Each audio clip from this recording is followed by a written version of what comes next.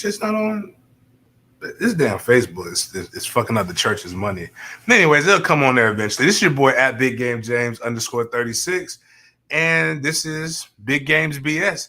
I don't know when the last time we've actually gone a full week of shows. So this is awesome. It's almost like I might have got an email from sponsors saying, "God damn it, we're gonna pay your back ass all this money. You better talk about guns, alcohol, and tobacco."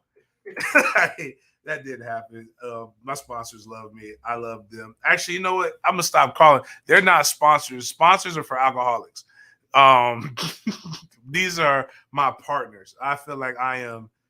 Well, one of them I'm legitimately in business with, but the other ones, I feel like this is just, this is family. I talk about these guys. These are characters on my show. These are real deal walking people who do a good thing. Before I talk about this, I just want to say shout out to T-Wig and my barber. And thank you for making my face look fucking amazing. And shout out to what I just did with pulling my hair up. The ability to do this. I don't know what we got going on here with this little basket thing. It was kind of like, I like it. I don't know. I got my shirt open, got my looking real Spanish. I'm not Spanish. The Spanish don't have dreads, but I'm not looking Jamaican either. So I really don't know what I'm looking like. And my teeth are looking like my mother's.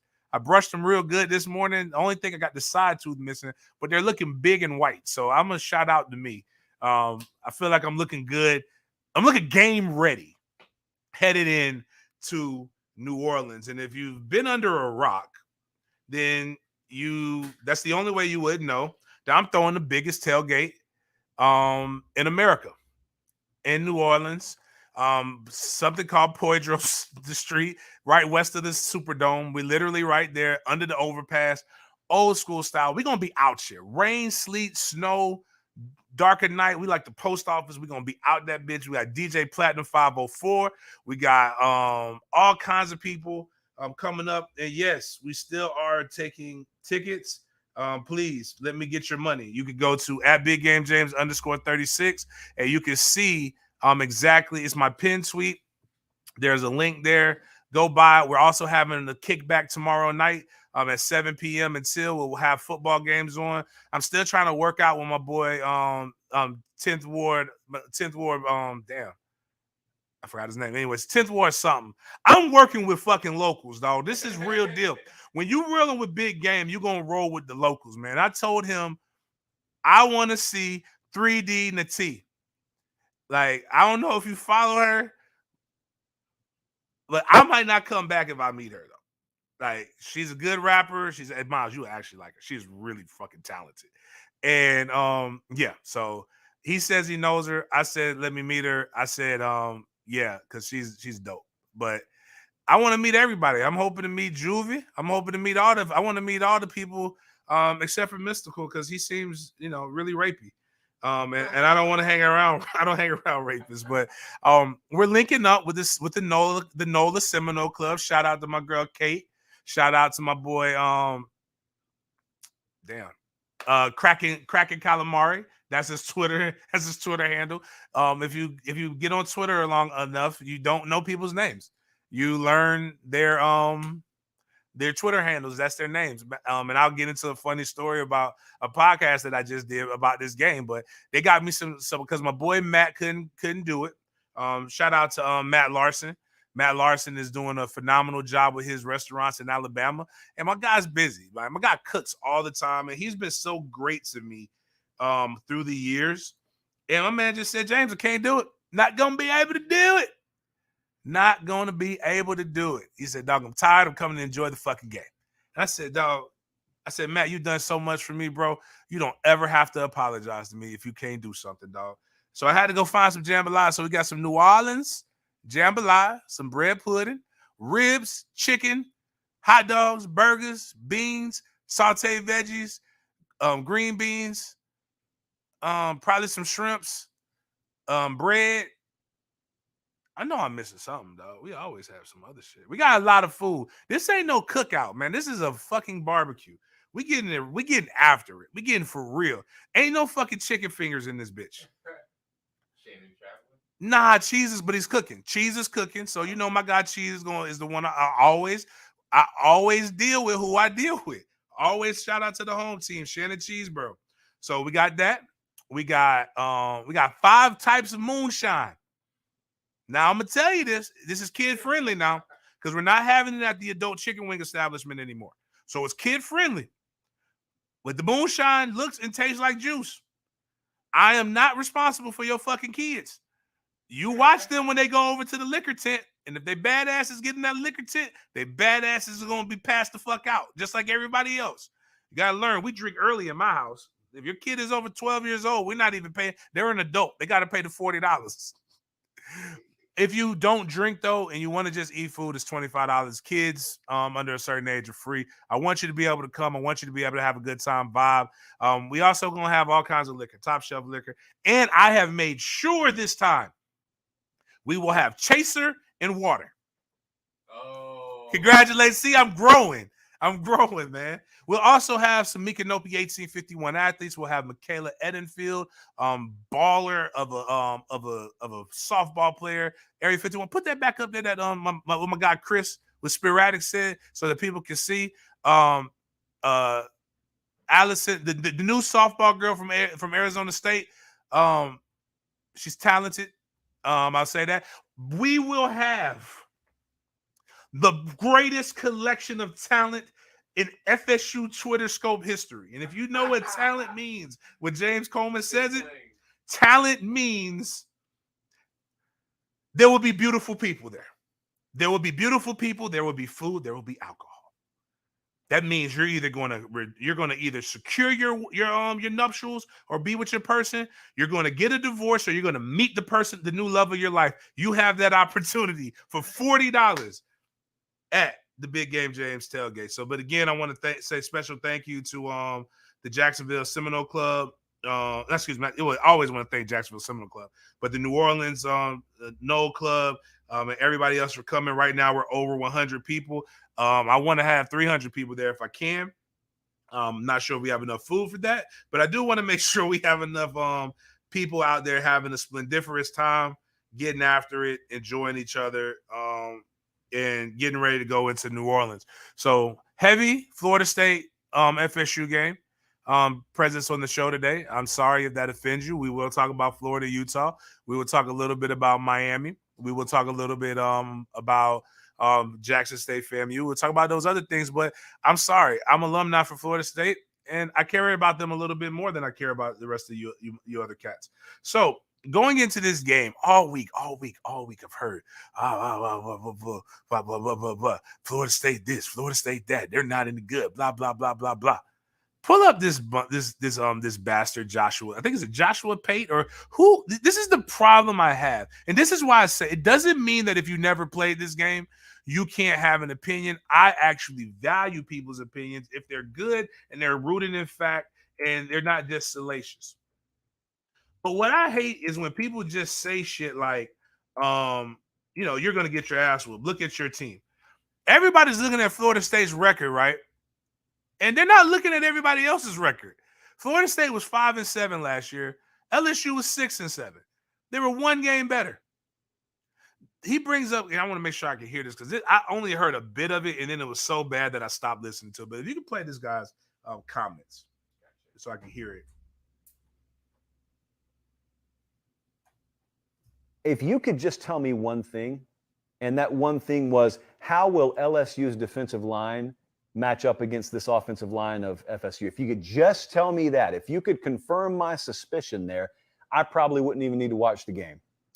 It is my belief that offensive line is the biggest, bright, blinking red light on this FSU team. Fan base knows it. This is no mystery, but if you haven't been following FSU closely, they've had some injury, misfortune, I guess, especially on the interior. And there is the presence of guys like Mason Smith at LSU, for example, a guy who's versatile enough and supremely talented enough to just shift all around on that front, like some of these Clemson guys have been able to do in the past, that you could reach a critical mass of unblockability, shall we say, Sunday night to where the game is wrecked. And that's a risk that Florida State runs. Now, there are ways to window dress your way around that, but the bottom line is if you're continually dealing with surge, up the middle offensively, there's really no page in your playbook that accounts for that. The lines on those routes, they get really zigzag because you got to cut them off early because your receivers don't have adequate time to even complete their square ins and square outs and post. And so it I love that you use actual terminology. Oh God, because like the whole offense is predicating on running slow developing routes. Oh my God, like everybody runs a square in. Oh my God, a post. Like Jesus Christ, what the fuck are they gonna do? Like, here's the problem. And to his defense, he's a national reporter and he has to do things. And but when you say things like if you don't follow Florida State, which I do, you would know that it's well. If you follow Florida State, you would know that for the first time in quite some time, Florida State actually has some depth. Now, he brings up Mason Smith, extremely talented. I want to preface that. Extremely talented. But one of the things that people use against Florida State but don't use for Florida State is the what do they call it? The potential matrix. So potential to be great. Mason Smith has the potential and probably will be great. But potential is what one of my coaches said. All potential means is you ain't did shit. So why should I fear? I remember Willie Williams for the University of Miami was a highly touted linebacker. He was a freshman. And all anybody told me was, how are we going to block a redshirt freshman? And for the first time in my life, on a documented media source as a player, as a senior, as a 93 ranked fullback on the video game, I stepped up and said, bitch, I rue the day that I ever fear a fucking freshman. I say that to say is he hadn't done anything. He had the potential to be great, but he hadn't done shit. So why the fuck should I fear somebody? Mason Smith has 4 sacks. On the surface, that is dominant. 19 tackles and 4 sacks on the interior. The problem is 3 of those sacks came from McNeese State, a FCS program. I'm not about to go and say that Jared Verse is going to be an All-American based on his 1 sack and 1.5 tackles for losses against Duquesne. That's not how this shit works, man. It's not that he can't be talented. It's not that he's not good. But then he brings up Clemson. And if you looked at our offensive line who wasn't anywhere near as good as they are now last year, they did all right against Clemson. They did all right against Florida. They did all right against Miami. We've seen some really good motherfuckers. LSU's actually, I fear 99 for LSU more than I fear Mason Smith. It's a real difference in that interior now, and it's also one of the most veteran places that Florida State actually has. You have Dylan Gibbons, you have Robert Scott, you've got you've got the seniors at the right guard. The names are escaping me right now. You've got a ton of talent and a ton of experience on the interior for Florida State's offensive line. Now, what I was asked in one of the many podcasts that I've had to do this week, because college football season is among us, and that's what you start to do.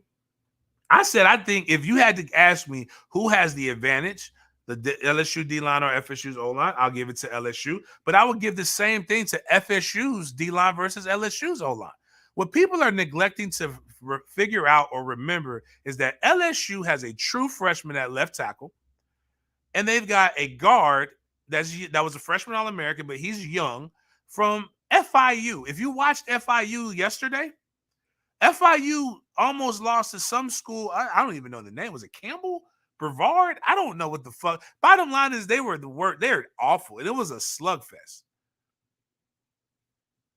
FIU's not any good. And he left. He was the best player at FIU, and he might be really good at LSU. Real training table, a lot of this other stuff. But you might be the tallest midget too, but you're still short.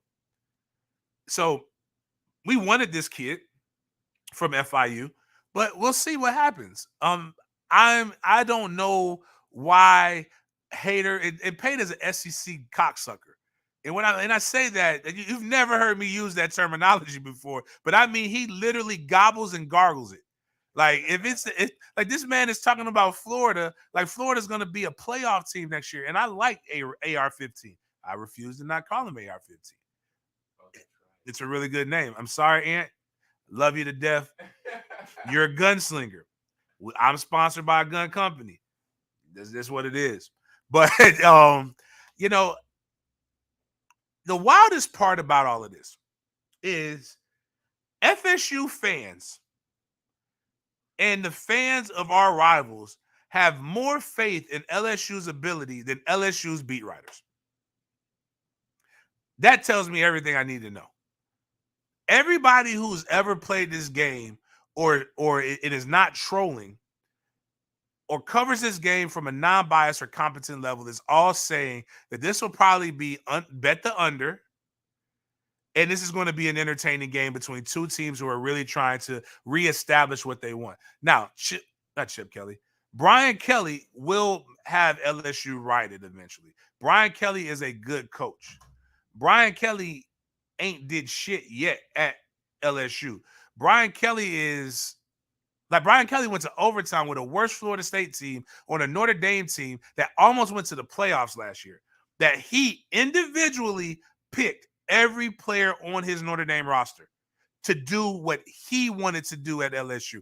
At Notre Dame. And people are talking like, oh, well, now he's got more talent at LSU. Bitch, have you followed Notre Dame the last decade?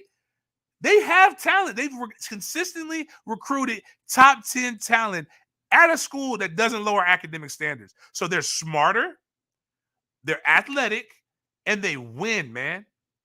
It's a SEC bias, man. It's not like the SEC is two schools.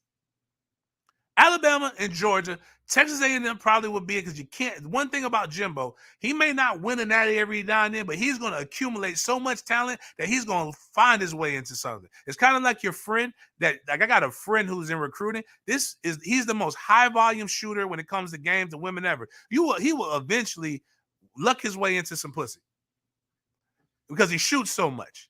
But that doesn't mean he's got the best game in America. It just means he's a high volume shooter.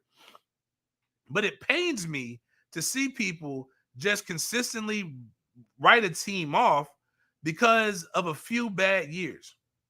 Have some pride. I should talk about that on this episode. So that's ew. I have a friend, bro. Let me tell you guys. This is getting me off track a little bit. Guys, that simping shit don't work, man. Women talk about you. I am blessed to have a few women friends who come to me for advice about males. And boy, when you are like all over, they're talking about you.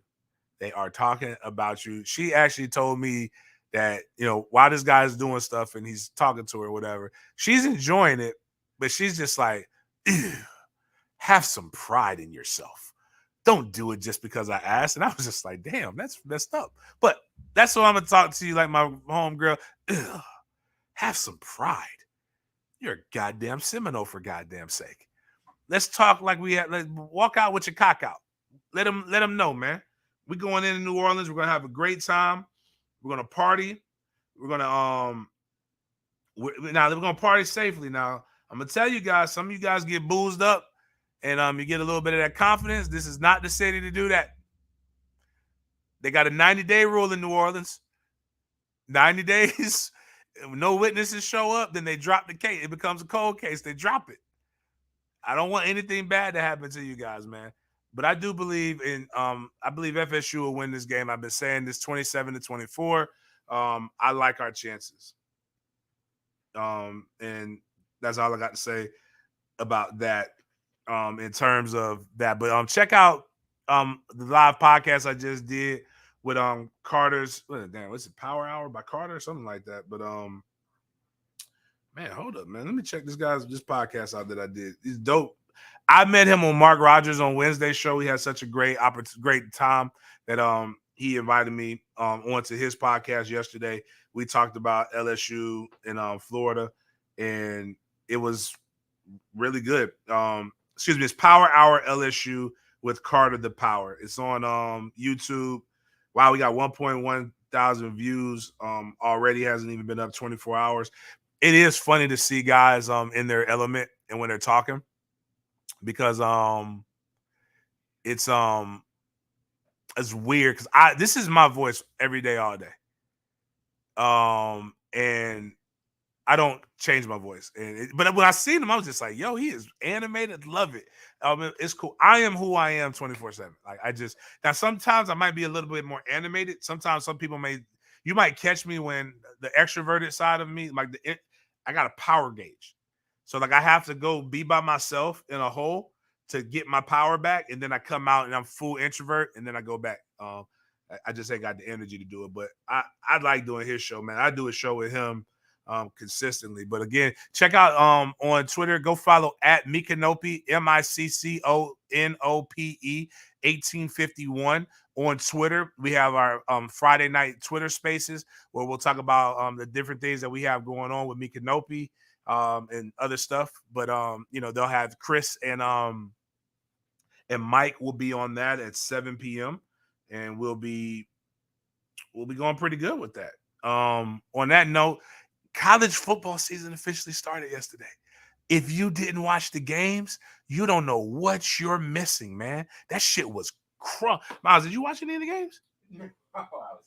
Bro, dude, the Pitt West Virginia game was crazy. It's one of those things where you'll go look at the stat lines from last night and you'll be like, man, what did I miss? This was crazy. I mean, everything from, that was a little while ago, Nebraska. I'm trying to find. All right, here we go. Oklahoma State was in a shootout with Central Michigan. 58-44, week 1. The number 12 team in the nation against a school that I think it's the Chippewas. Actually, you know who school? That's Butter School. That's McElwain School. But you know he's about to get another job. Pitt, West Virginia, went down to the end. 38-31, the backyard brawl. UCF, SC, South Carolina State. I want you to go find the tweet I gave you at that one. I'm gonna come back to that one. FIU, it was Bryant who FIU almost lost to. They went into overtime, 38-37.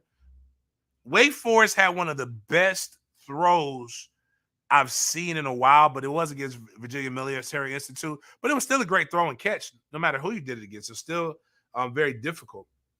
UAB beat the shit out of Alabama A&M.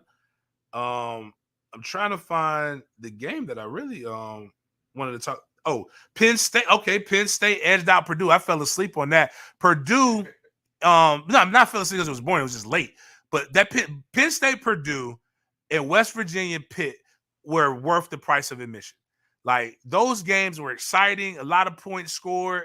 Penn State's quarterback really should have lost the game for them. Purdue has one of the things where the portal worked. So Purdue's starting safety was a 2-time Division II All-American that got a pick 6, and now his name is on the map. You've got Penn State has a really long corner, Joey Porter Jr. That was a linebacker. Was that guy at linebacker? But his son plays corner, really athletic, made some really, really good plays. But I brought up this one right here because, and I'm about to make some noise in the NIL space with HBCUs. We have Rattler Strike Force Collective that we've created for Florida A&M athletes, and we've got Hale Wildcat Collective that we created for Bethune-Cookman athletes. We have some companies that want to do stuff with HBCU athletes. HBCUs have this saying, "Why not us?" And I agree. I love HBCU brand of football. I was actually talking to a kid about his choice of going to a G5 school that's not any good. And there's a few upper level HBCU schools that are comparable to that G5 school. It's just you're not getting a chance to hear that message because of the bullshit that's going on. And particularly FAMU is the school, and it's a lot of bullshit. You got bullshit with housing, you got bullshit with GPAs and things, but this kid is smart.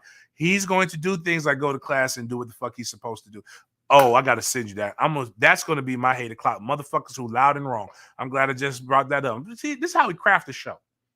It's a genius to it. It's organized randomness, but because some things kind of become more pertinent. But they say, "Why not us?" And if you let me see the clip of the South Carolina State, I believe it was, versus UCF. And I'm not sending my kid and kudos to the kid. I don't know if it was his fault. I don't know. It's like this. There's a phrase that comes in sports. You're either coaching it or allowing it. And I have a hard time believing that he was coaching it, but I have a hard time understanding why this kid still has a job and why he even got a chance to board the plane to go back. But if you can play this clip, and this is South Carolina State's one of the better HBCUs, and this is horseshit. It should not work like this, man. Push play. Now this is a punt. It's actually kind of well drawn out. Weird to even do a fake punt right now. But the kid's rolling. He's running. Now he's gonna get tackled on 4th down. He is literally. So I don't know how far back they were. Oh, it was 4th and 13, I believe I just said. And he almost got the 1st down. I think with his momentum, if he would have just lowered his shoulder, he had a better chance of making a play. Because he was like 4 yards away from the 1st down and being tackled. And he decides that he wants to punt it like it's rugby. And this coach is doing a great job of consoling him. Run that again one more time because I don't think people understand. See, as a father, I would see this and I would be mad at the punter, not for making a mistake, but because my son is on the team with this guy and more stuff is happening. And it's foolishness, silliness, and this happens. Foolishness and silliness happens on all levels of football, but it just gets amplified when you don't see schools like this on the big stage, and then they get on the big stage, national TV, and then shit like this happens. And then after this, it was all downhill. It was a thorough ass whooping. UCF beat them 56-10. It was not a good look. Again, like I said, Alabama A&M lost to the University of Alabama Birmingham, who did not have a football team, I believe, 3 years ago. 59-0. And what we have to do with collectives, HBCUs have some of the best, most proudest alumni bases. You got to start doing stuff to be able to attract better talent, man. You got to start doing stuff to attract better infrastructure. You got to start doing stuff to make things more palatable for me to be here. I see that if my son at 9, he sees that, and he's just getting into tackle football, he knows that there's something wrong with that situation, and it is not supposed to. It's not supposed to look like that. I put it that way to make it plain. The shit ain't supposed to look like that. So, I just got some good news. So are we. That's definitely illegal kicking. We got jambalaya, and we got bread pudding. So, yes, I need bread pudding. Man, I mean, this is why I love dealing with my Noel Nation guys. I just talk to Seminole clubs, and I fucks with Seminole clubs all over. And then they help me out with shit. You got cats like these other providers like War Chant, 247, and all these. They're going to other places to get paid. And they're throwing shit when the Noel Club. I'm going to kick it on from 2 to 5 with the Noel Club of NOLA. And I'm going to kick it with the Black alumni. And then I'm going to have my own kickback. I'm going to your shit, making your shit hot so that you can come to my shit and make my shit hot. And together we make our shit hot.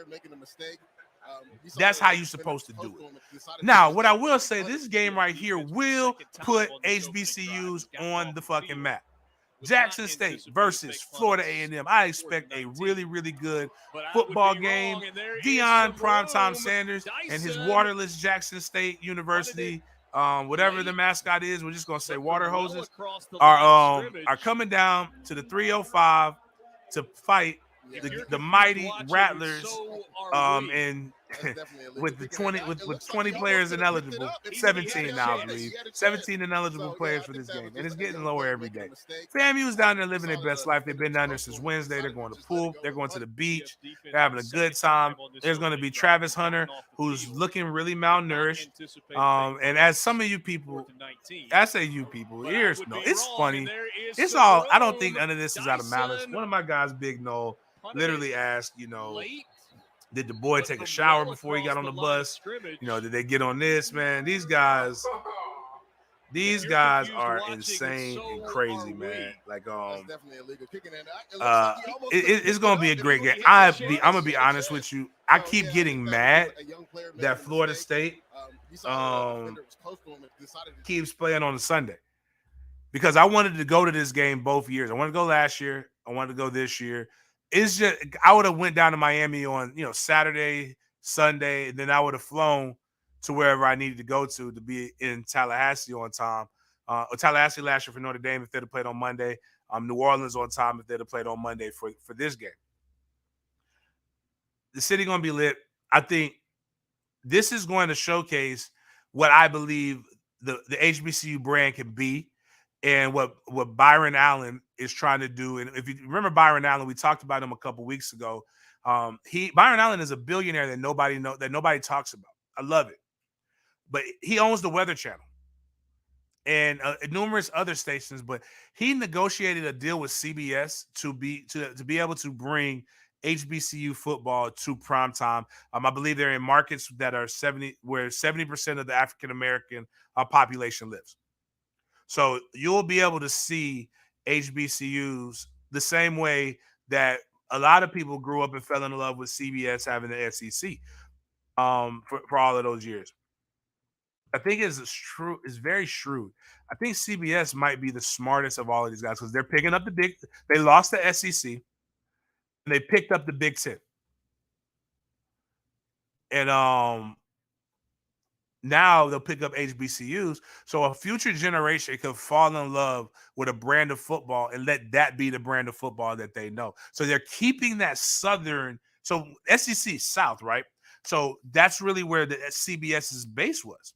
But now you bring HBCU, and a majority of your HBCUs are located in the South. So now CBS is going to replace that and have a new generation of people falling in love with characters, falling in love with something that's going to be good. And I for one am for it. I would be catching a couple of those games. I wish I had a little bit more money. I wish I had a little bit more money so that I could have been the one to do this. Because I'd have streamed the fuck out of this stuff, man. Like I want the rights to FAMU athletics. I want the rights to some of these things, man, because I believe there's a lot of value, a lot of money in that. BET did have it, but they had a piss poor broadcast team. So one of the things that makes even when ESPN does broadcast, I think that unfortunately they had our boy who's going to be on death row, at least his brother will be, just shot up the Pop Warner game.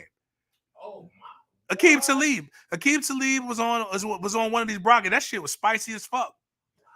That's what's pissing me off about Akeem. Akeem was actually going to be really, really good when it came to broadcasting. We need Akeem Talib's guys who are willing to keep it real in the broadcast booth. But I think if you get the BET one was a terrible broadcast team, and it, just some things that they just as with all things, if you don't put enough money in it, it's not going to work.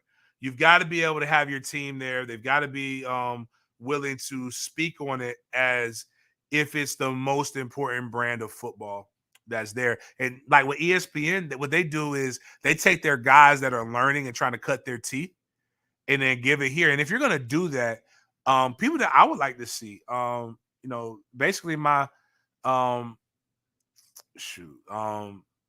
my little niece, William Floyd's daughter, she works for the SWAC. I think she would be an incredible sideline reporter because she's not like a lot of these girls. She didn't just watch the game. Her dad is one of the greatest fullbacks to ever play. Like she was birthed into this bitch. Her brothers play. She knows more about the game than most dudes. And I think, again, that's what I would do. That's what I would do. Just go find the best young talent and give them the opportunities to be able to show us this game, show us the Black college tradition. And she went to FAMU as well. Show us the Black college traditions in a manner in which they haven't been seen. Let a lady like Pam Oliver produce it. Pam Oliver went to FAMU, pledged Beta Alpha, aka, I believe she was the line after my mother at FAMU. And let these guys who have a passion go out here and speak on these things. But Jackson State, FAMU, I believe FAMU is going to win. I can't tell you why. It's just I'm biased, and I like the Pineapple Boy, the quarterback that they got, the Hawaiian. I think he's going to be dope. I don't know if we can say that. Well, Shit, I done said it now. Like, but, I mean, bitch, I will give your fucking ass an NIL deal. You keep you slang that ball the way you were slinging that ball last week again, baby. We gonna get you paid. You hear me? We're gonna get you your dough. I don't even know if pineapple people eat. I mean, not pineapple people. Hawaiian people eat adobo. I think that's just Spanish. But we'll get you some adobo. We'll get you rice bowls. I don't know whatever the fuck you people do in Hawaii, but we're gonna get you paid, bro. That dude is good, man. I don't know what the fuck happened to him on the mother levels, man. But these guys are going off on that BT thing. But you know, like, but BT had like BT when they do like BT had BT News. BT News was really, really good. BT had some really, really good stuff. But then not as with most stuff. The goal of starting any company is to sell it. Like, you want to make more money, you flip it and do it again. And when Robert Johnson got rid of it, that's when everything went downhill. And they sold to Viacom, which Viacom owns. That's why when people say, well, why do you have to have black entertainment television? We don't have white entertainment television. And that's horseshit. It's called Hallmark Channel. Like, Hallmark Channel is the whitest television network of all time. I love it. That's actually how I learned about white people, was through Hallmark. Like, I really thought every white person's Christmas had snow, even in the South. Yeah. Wasn't it founded by a white guy? I mean, damn near fucking everything was founded by white people. But BET is now owned by Viacom, so white people control the networking. Viacom also owns VH1, MTV, all those different things. That's why we don't have music videos anymore. It stinks. They're saying spam. They love spam in Hawaii. That's what it. That would be amazing. Spam it is. We're gonna get your motherfucking ass a spam deal. That's what I'm talking about.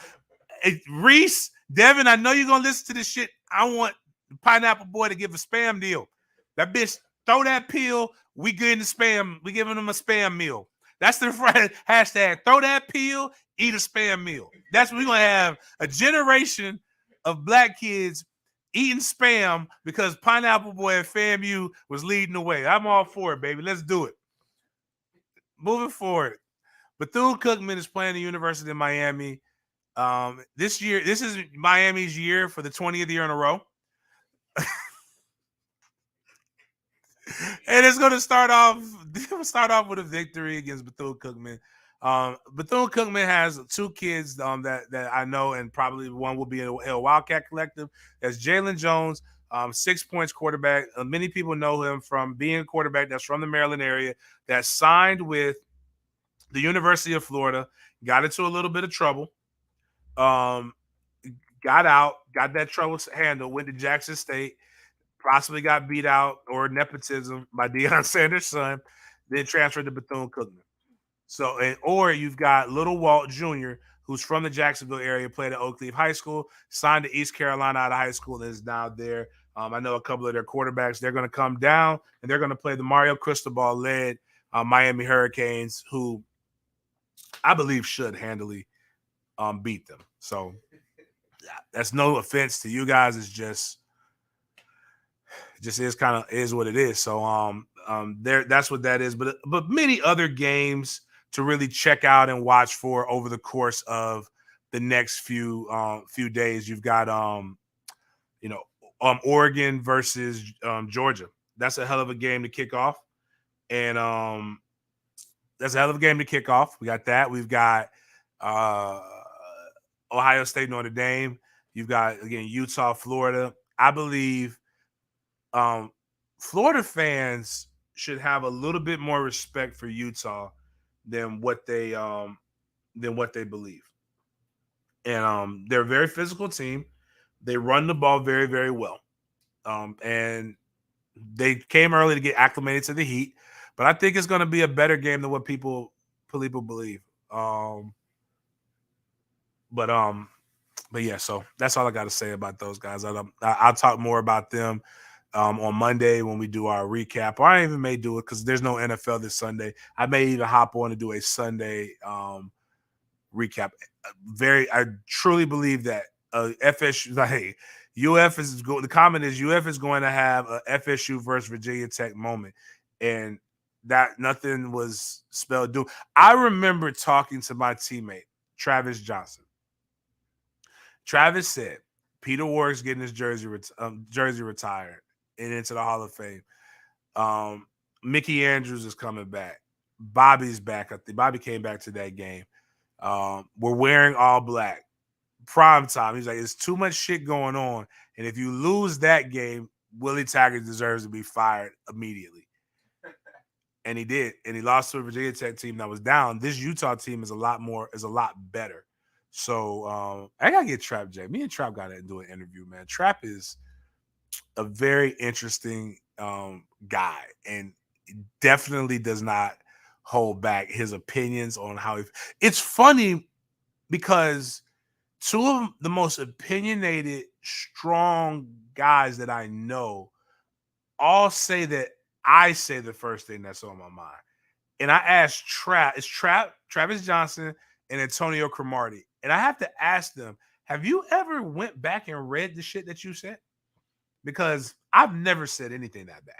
But, you know, it's not so much that it's bad. It's just like they truly don't give fucks. Again, as I like to say, they have a pocket full of fucks. And if they don't like you and all you needed was a fuck to live, they will look you dead in the eye and say, I'm sorry, I just don't give fucks. And that's Travis Johnson and Antonio Cromartie. But moving on to, you know, basically college football, make sure you check it out. I would like to know some of you guys' picks, but I don't really know how to structure a show with a bet 'em with lines like that. I'm not a gambler like that. I do gamble, but I gamble on personal shit. Like, for example, I have a friend, Tate. Tate's an awesome young man. Dope kid. And he put out a tweet because he's like, when you always arguing with OGs, they always want to bet. Why we can't just be debating? And I debate people, but then also when you start trolling and you start puffing your chest out, I believe you believe strongly in what you believe. So I'm not rich at all, but sometimes I have a little bit more money than most. And I will ask you how much you make in a month. There's been times where people tell me it's $1,200. There's been times when, like this one, he said the most he's ever made in a month was $6,000. And the first bet was LSU's going to beat us by 21 points. And I asked him, I said, how much do you make in a month? He was proud of it, and he should be. I bet you $6,000 that Florida State doesn't lose by 21 points. And I'll tell you with a straight face, have it in my pocket, and we'll bet it. And if you win, you'll get it. But if I win, you're not going to like what I do with the money. I'm going to do something like put it all on black at a crap table.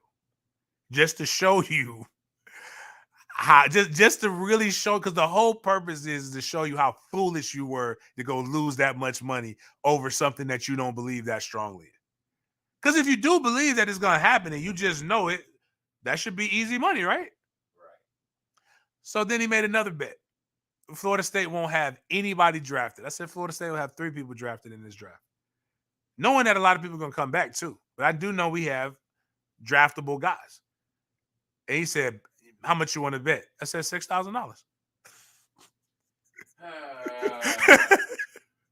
It's again, stop speaking on stuff that you don't feel strongly about just to win a trolling argument, because I don't troll except Fridays. Fridays is my day off, except for today. I can't do it with you today. Y'all get on my Twitter, fucking around today, I'm going to hurt your feelings. I'm stressed. I got to get to New Orleans. I got a game to coach this weekend, a game to coach tonight. I got to still get stuff ready for New Orleans. I got to get to damn New Orleans. My flight leaves at 5:15 in the morning. I don't even know how I'm getting there. That's an early-ass Uber. It's looking like I probably won't go to sleep until I get on the plane. So, again, don't fuck with me. It's just not today. But getting into all of that, we talked about FAMU. We talked about this. Let me see what all I emailed you, Miles, because I know I got some dope stuff that I want to get to. But before I get into my hate o'clock, my hate o'clock is this. We can go to the John Gruden thing. Oh, yeah. Actually, before we get to the John Gruden, Yeah, go to John Gruden because I'll end with the fight on the plane thing. So, and I'm not going to touch on it too much because I actually don't have a real I'm legitimate gripe ashamed with the about people that are what involved has in it. I have a good friend, a dear friend, Freddie Stevens, that has, that doesn't like bullshit. And I'm with him on that. I agree with. There's too many people who get away with saying shit that they don't mean, or that these people say things and they allow stuff to kind of go on. Racism being one of those things. And again, I wasn't there per se. I saw some of the tweets and some of the comments, but like if you condone racist stuff and you laugh and kiki about that stuff, that's a very serious thing. You probably, like, again, I told you guys about my buddy Scott and why I fuck with Scott. Scott hates racism so bad that he whips people's ass. So like what would have happened, like if this situation, so the situation was with Freddie Stevenson, some of the people he worked with, former fullback, somebody was in a group chat with somebody who used an N-word and said, who hasn't said it, and laughed about it, and meant it, or some bullshit like that. Scott would have probably slapped fire out of him if he would have been in that group chat. And that's how you end racism right there. Boom. You end racism not by black people screaming racist. That's racist. You end racism by white people being fed up with stupid racist shit and them putting an end to that shit.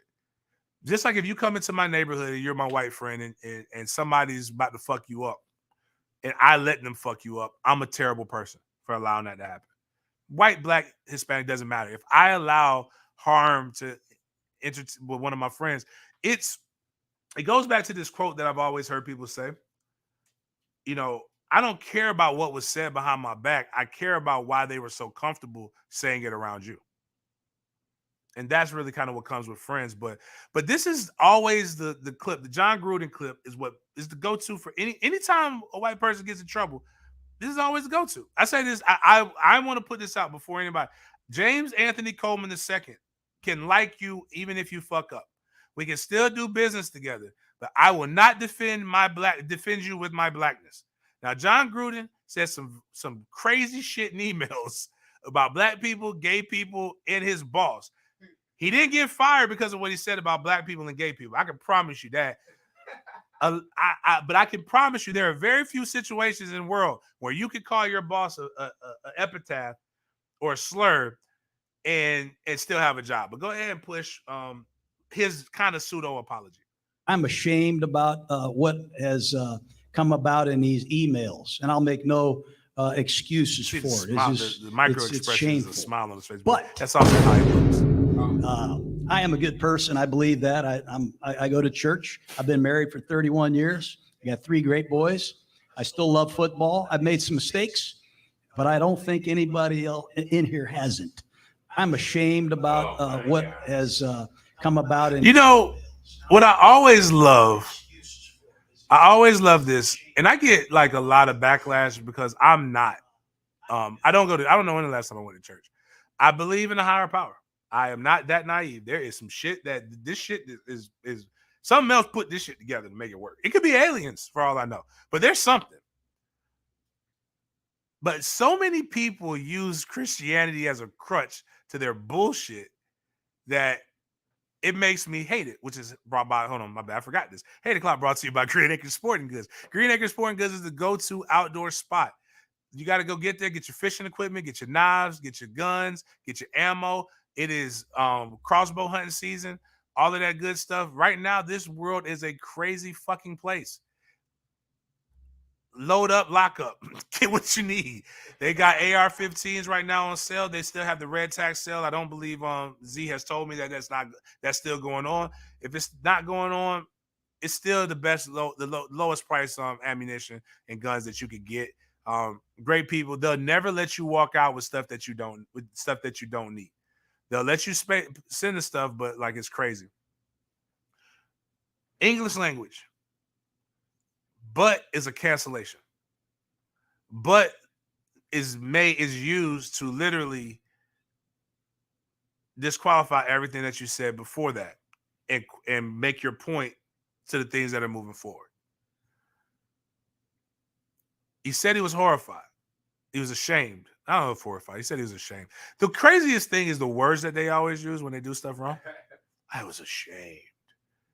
It's like, what was it? Like Puma did. And all the shame. I did changing my name. And I got downhearted. Like, that's like, bitch, like, you said it. It wasn't the first. And when you're ashamed, wait a minute. It's a difference between like young people doing it and then like you're 50 years old. Like, this motherfucker was old when he was doing this shit. So this is in you. You've been around players of all kind of different ethnicities and different backgrounds, and you still did this shit. I believe in this day and age, I don't need to teach anybody over the age of 15 that certain words are bad. Now, I also live a different life than everybody else. I think I told you guys a little bit I think it was on Wednesday's show. I was watching the game on Saturday. No, I tell you on Monday's show. I was watching the game on Saturday. And I said, damn, he stiff-armed that Pilgrim. And this, I'm assuming he's a white guy. Actually, no, he's a white guy. His picture was a white guy. And he put that seems racist. That's because it is racist. I'm like, oh. I'm like, why would you call this racist? He said, James, we know what Pilgrim means. I'm like, oh, you mean white person? Yes, I've never hidden that. There's not a word that I say that I don't feel like I could be held accountable for. Like, if you tell me it hurts you, I'm going to challenge you to why it hurts you. And if somebody gives me a truly intelligent retort to why that hurts them, and tell me the consistencies in their lives where they've used that. So like, you wrote a letter to your elementary school teacher to say, please do not reference the Pilgrims when we're learning about Thanksgiving. And you, like, everywhere you go, when you go by Pilgrim's Pride, you shudder at the thought of something being called a pilgrim. You hate John Wayne. You hate, like, it's all these different things, but you don't. Like, because you know it ain't shit wrong with that. Gruden knew, and then the ashamed part was, no, you're ashamed you got caught. And I'm gonna be honest with you, I might not like you. I can respect that more than I can respect someone trying to cover the fact that they're a bigot. And that's the real. I don't, and again, so that's kind of where we go with that. John Gruden, and anybody who has these kind of apologies, man. I think I've said it numerous times on the Sports Den. I respect you less when you apologize. If I don't believe you. Because I don't believe John. It's not for me to believe him. I'm sure he's not going to lose sleep over it. But like, I would respect it, be like, man, this is who I am. This is how I was raised, man. Fuck them. Like, I would respect, like, damn, you know what? He made a stand. But when most people only make the apologies because it taps their pockets, you can't bash cancel culture when you feed into it because you're afraid to be who you are because you're afraid of cancel culture. I don't believe in cancel culture. I don't believe you can be canceled. You can be fired. Anybody can be fired for a variety of different things. Canceled is different. It means you have no ability to eat. They have literally stumped your ability to provide for yourself. And nobody has ever been done that. Hell, most people who say we get canceled come back and make more money. I mean, it's just them's the stats. Yeah. So I just sent you the email, Miles. If you could pull that one up, while I get into that one. While I get into my other hated clock, which is I'm about to get on a plane flight, and I really don't want y'all doing that shit that y'all been doing lately in airports, man. Like I don't know what people think about with fighting and like on an airport, and like why the fuck you think that's a good idea. But like, could y'all please not do that? Like, you know, because some of us want to get to our destination. And what's the wildest part in all of this is there's like there was two pilots that fought in the fucking airport. And they got down. They were getting down. I mean, they got after it. And to be honest with you, that's some true hatred. Wait a minute, hold on. Oh, that's true hatred. And that's on site. I can appreciate the violence that comes with that. But I want to be able to get to my point, my point of place. Like, so if you having problems with your coworker, which is your co-pilot, y'all handle that shit after we land, please. And if you got a problem with somebody that bad that you got to fight them at the airport, y'all wait till y'all get to your destination so that I don't have to worry about that. And if you got beef with me, don't fight me at the airport. Fight me like a normal, sane human being. Fight me like outside, because like, let's not get banned from flights for the rest of our lives, man. Like, you know how hard it is to walk to certain places. Like, I don't want to take a boat if I want to go back to Africa. Like, I want to be able to get on a flight. I don't want to be on a no-fly list for the rest of my life. But Roland Martin is the guy who I'm going to spend a lot of time on, because I don't really listen to his show that often. And it's mainly because sometimes it's very loud and wrong. And you know, my political stance is I'm a moderate, a registered Republican. I look at things very clearly. I do believe in racism. You'll never see me be a Herschel Walker. Matter of fact, if two things happen in my life, I will haunt my family. If y'all ever let me get up and walk around like I'm punch drunk 24/7 like Herschel Walker's doing, and have multiple personalities, or y'all let me be on sport talking about sports like I'm Lee Corso, I'm going to, if there's a next life, I'm gonna kill all y'all. I'm just gonna put that out there, man. Don't have me out here looking like a fool. But Roland Martin, if you could just play the beginning of that, Miles.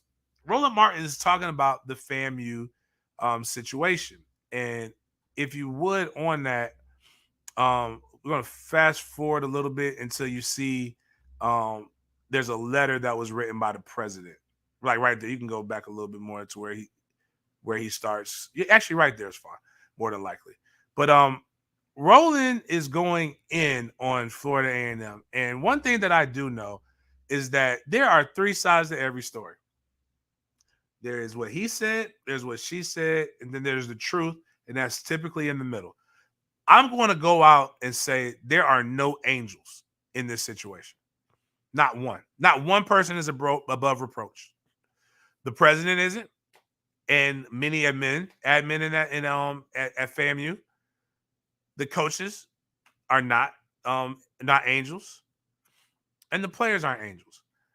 Everybody in this situation harbors a responsibility for the reason that FAMU is in it, and they have all brought shame to a very prestigious university.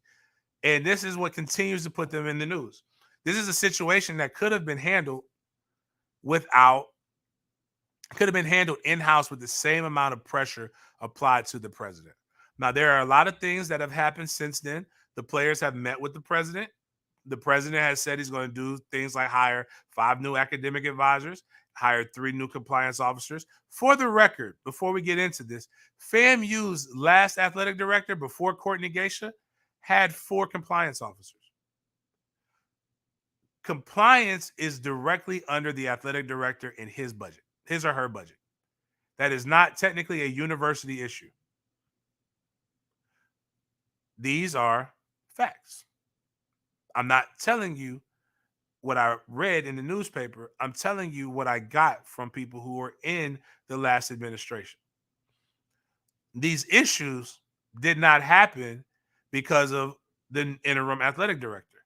These issues happened from the past athletic director, who has had these issues since he assumed that job. So push play. I'll tell you when to stop. I want to hear, just so you guys can hear Roland Martin and his thoughts on the FAMU situation. First of all, in the letter, he says, our recently established athletic support committee, which includes administrators and staff, you fired the damn you fired the athletic director. If you have a real AD, you don't need no damn athletic support committee. So let's go back to why the athletic director was fired. The athletic director was fired, Roland, because of a lack of control with all of these different things. He didn't get fired because he had because the president didn't like him. He got fired because of that. The associate athletic director got fired because he was sending text messages with a prominent alum who was also a politician asking if he can get fucked on the desk. And he was roommates with that guy. 2 grown-ass men making 6 figures were roommates in Tallahassee, Florida. Now, you can marinate on that for a second if you want and draw your own conclusions.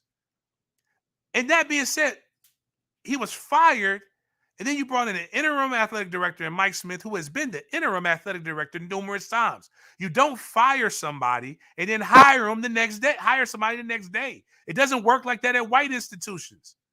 Why the fuck would you think it works like that at a black institution? Do you know how much flack they would have got by just putting somebody in there? They are having a nationwide search. This happened the end of April, the changing of a semester. So you went, was it May? So June, July, August. You have been without an athletic director for 90 days. And this happens, I got news for you. Nothing falls apart that quick that wasn't falling apart already. None of these situations are new. Ineligible in GPA, that doesn't just happen in a semester with guys who are 3rd and 4th year players. That means they ain't been doing what the fuck they were supposed to do for years. Progress toward graduation, that's not something that just happens in 90 days. That means that hadn't happened before. Push play on it again. Let's hear what else Roland has to say. So fucking loud and wrong. That's the point of a damn athletic director. The point of an athletic director and athletic department is to actually do what the hell you're supposed to do. Which they weren't. And have your university in compliance. How the hell you go to the first game and you don't know who's eligible? Push pause real quick. That's something else that's a rumor. They didn't go to the first game and not know who was ineligible. They knew this back in early August. The 2 women who are over that, one over academics, basically the academic advisor. The other one, who is the compliance officer, let them know. And to be honest with you, as my friend told me, who is the CFO of a small school, their coaches at small schools, that's their job to know where their players are at. Billy Sexton, my freshman year. Now, granted, Florida State, 50,000 students, huge booster program, tons of money. We have more. But Billy Sexton got a report from somebody because they were able to hire. But basically, he knew the GPA and the progress toward graduation of every running back. I remember getting cussed out because I wasn't going to class. If I don't go to class, you know who runs you? Your position coach. Your position coach is supposed to know every aspect about that. Your position coach reports to his coordinator. The coordinator reports to the head coach. It is not it is not one person's responsibility to control 100 people. It's not 5 people's responsibility. It's not 10 people's responsibility. It is the personal responsibility of the student athlete and of his coach that brought him there. There are no other issues in any other sport outside of football. That is an entitlement thing. It's something that could have been avoided. Now, to other part, there are many things that were being done to try to solve the issues. Getting rid of grades, getting rid of classes, incompletes on grades, things of that nature. But here's the problem when you do that. It doesn't solve the problem. All it does, you just made me go, FAMU's getting me. Nah, all it does, it doesn't solve the problem. All it does is kick the can down the road. And what do I mean by that? Kicking the can down the road. The goal of going to a 4-year institution is to graduate with a degree. If you get rid of my classes or you give me incomplete, I still got to pass the class. I'm gonna give my own progress toward graduation. I went into Florida State as a business major. I couldn't pass college algebra. So they knew I wasn't gonna pass business cal. So they shifted me to sports management. Sports management brought me to where I could take college for liberal arts, which is a lot different than college algebra. Then that became a limited access program, so where you had to have a 275 to be able to get in. Did not have a 275, so they shifted me to social science interdisciplinary. with an emphasis on history and a minor in econ and psych. Basically, every class I took was progress toward graduation, but I had to pass the classes. The reality of the situation is, and I'm not going to go, you can go listen to Roland Martin's rant on your own time, but this is the problem when you don't have adequate PR and people aren't waiting to gather all the facts and are jumping to conclusions, and this is not good for the university. Now, but again, there has been some good that's come out of it. There are guys who are eligible now. There are young men who sought counsel, which is their right. There are numerous people who were paying attention to FAMU. And when I went to go talk to some of these players about Strike Force, I told them the truth. I'm like, there's no news. No news is bad news. No press is bad press. This is the time to put stuff out because people are paying attention to FAMU. But FAMU is a great university. There's some very competent people that are making there, but there are some really bad things going on that need to be fixed. But you'd be naive and foolish to believe that some of these people are really, really good. And them two women that everybody's throwing on the bus look like if you look up Karen in the dictionary, that's at least what they look like. So you think you're going to throw them under the bus and they're going to go silently? What happens if they kept receipts and they decide to start firing? That's all I got to say with that one, man. But on that note, tailgate, college football, FAMU should play. FAMU should beat the fuck out of Jackson State. FSU should beat LSU. Bethune-Cookman, upset alert, is going to beat Miami. That's me being a hater. I ain't going to lie to you. I hope they do. Chop it up with me at the tailgate. First on Saturday, we're going to have the kickback at Wodey's backyard. And then we're going to have the tailgate off of Poitras. We're going to have all kinds of good, delicious food there. And other than that, man, please make sure you check us out, subscribe to the YouTube, follow us on Twitter, Facebook, all those different things. And as always, appreciate y'all chopping it up with me. Thank y'all.